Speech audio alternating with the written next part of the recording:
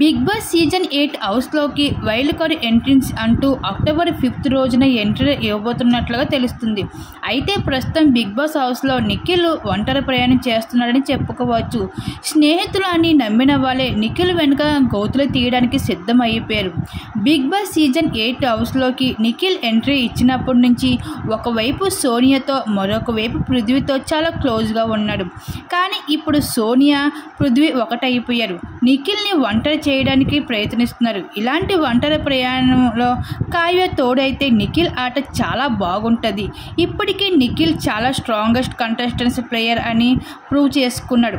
కావ్య కనుక హౌస్ లోపలికి ఎంటర్ ఇస్తే నిఖిల్ మరింత స్ట్రాంగ్ అనే అందరికీ అర్థమవుతుంది. అయితే ట్రోఫీ గెలుస్తాడు అనే కంటెస్టెంట్స్ అభిమానుల ఫ్యాన్స్ అంతా కూడా ఎంతగానో ఎదురు చూస్తున్నారు కావ్య ఎంట్రీ కోసం.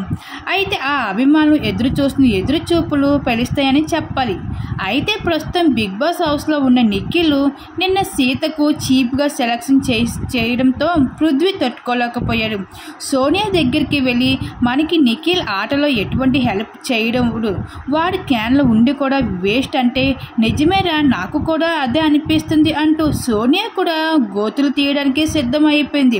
ప్రతిసారి నిఖిల్ అంటూ నిఖిల్ చుట్టూ తిరుగుతూనే నిఖిల్కి గోతులు తీయడానికి అయితే వెనక నుంచి సోనియా ఉంది. ఈ విధంగా అయితే సోనియా అయితే డబుల్ గేమ్ ఆడేస్తుంది. నిఖిల్ ముందు ఒక మాట, నిఖిల్ వెనక మరొక మాట ఆడుతూ నిఖిల్కి గోతులు తీయడానికి ఉంది సోనియా. ఇంక ఈ విధంగా అయితే బిగ్ బాస్ హౌస్లో నిఖిల్ ఏమో ఒంటరి అయిపోవడం జరిగింది.